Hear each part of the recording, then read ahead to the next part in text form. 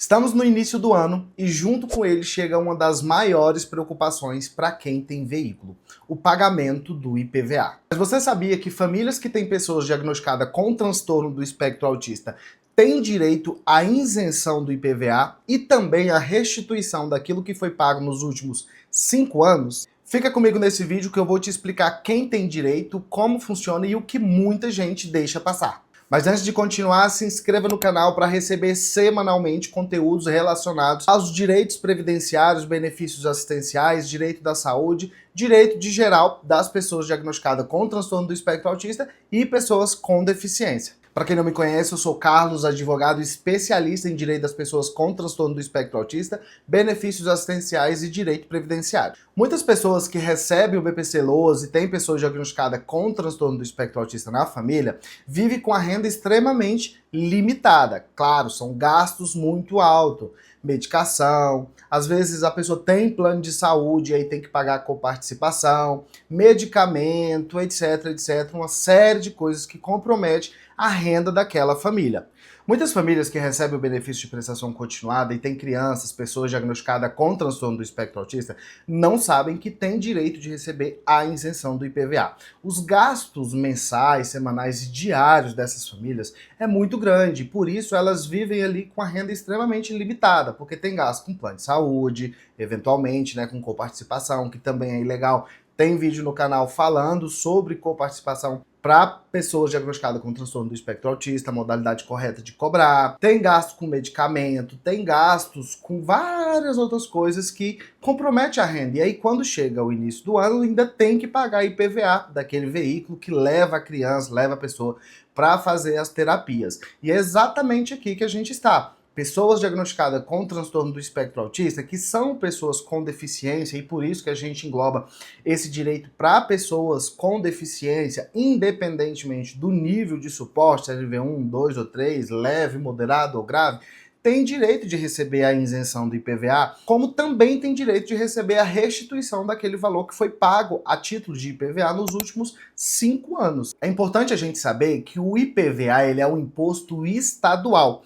Cada estado da Federação Brasileira estabelece regras para poder falar como que vai ser o acesso a esse desconto, a essa isenção. O problema é que muitos estados violam princípios constitucionais e acaba colocando regras que dificultam o acesso a esse direito. Por exemplo, só pode se tiver CNH, só pode se o veículo tiver no nome da criança, só pode se for nível 2, nível 3 de suporte. Isso é totalmente ilegal. Não pode haver distinção. Existe um princípio constitucional que é o princípio da isonomia. Por exemplo, as pessoas diagnosticadas com transtorno do espectro autista, a lei federal Berenice Piana fala que todas as pessoas diagnosticadas com transtorno do espectro autista são pessoas com deficiência para todos os fins e efeitos legais. Diante disso, a gente utiliza dessa máxima para conseguir a isenção do IPVA. É claro que, como muitos estados dificultam o acesso, a gente vai fazer a solicitação na Secretaria da Fazenda, você pode fazer através do portal você mesma.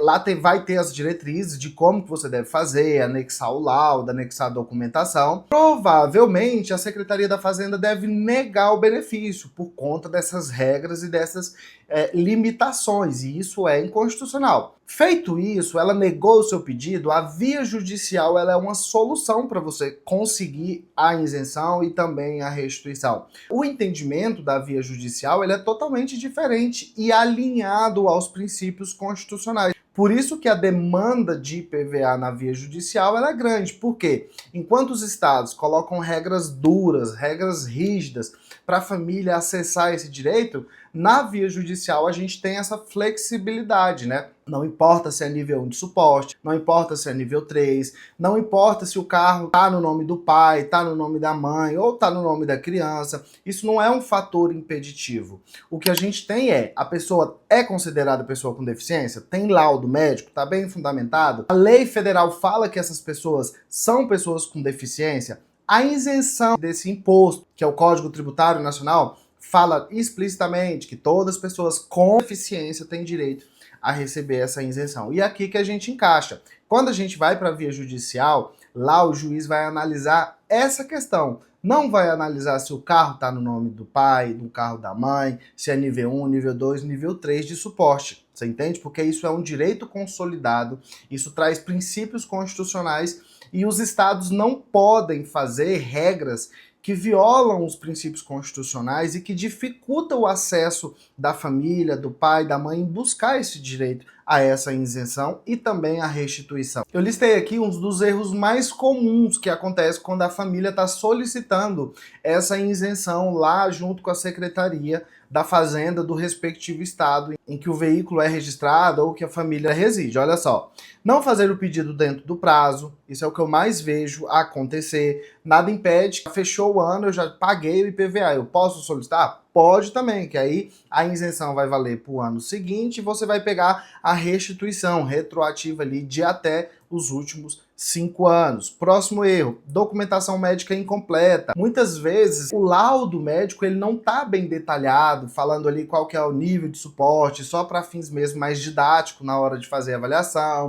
Coloca quais são as terapias, a carga horária dessas terapias que aquela pessoa, aquela criança necessita, quais são as limitações, os impedimentos que aquela deficiência acarreta para a vida daquela pessoa. Tudo isso tem que estar no laudo médico. O laudo médico ele não é simplesmente um atestado, um documento sem fundamento. Um laudo médico de verdade, ele precisa ter fundamentos, precisa descrever certinho quais são as limitações, nível de suporte, quais são as terapias, qual que é a carga horária daquela terapia que aquela criança, aquela pessoa tem que fazer, quais são as modalidades terapêuticas que aquela pessoa precisa fazer, qual que é a urgência, tem emergência, é por tempo indeterminado, por tempo ininterrupto. Então, um laudo médico de verdade, ele é bem detalhado, ele não é feito como se fosse só um atestado. Atesta para devido fim que pessoa tal tem um diagnóstico de autismo. Não é isso. A gente precisa de um laudo médico bem detalhado, até para acessar todos os direitos, não só a isenção de IPVA.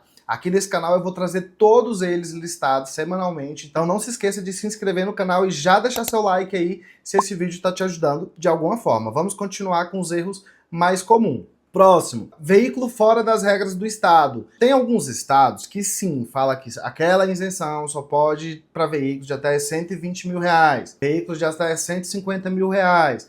Aí o que passar disso a gente tem que pegar proporcionalmente a isenção. Então é um cálculo trabalhoso, detalhado, mas a gente não pode deixar 100% na mão da Secretaria da Fazenda do Estado. A gente tem que saber o que a gente vai pedir, como que a gente vai solicitar ali. Então, esse é um erro muito comum. Próximo, achar que a isenção é automática para quem recebe o BPC, por exemplo. Não é. Ah, meu filho tem um diagnóstico do autismo, então ele já tem que ter a isenção? Não, tem que fazer a solicitação junto com a Cefaz, que é a Secretaria da Fazenda do seu estado, e se houver negativa ou qualquer outra coisa que seja ilegal, aí sim buscar a via judicial para conseguir esse direito. Então, se você ou alguém da sua família ou algum conhecido seu tem pessoas diagnosticadas com transtorno do espectro autista ou qualquer outro tipo de deficiência, compartilha esse vídeo, coloca nos comentários qual que é a sua experiência, se você já passou por esse processo de solicitação, para todo mundo saber como que foi a sua experiência aqui.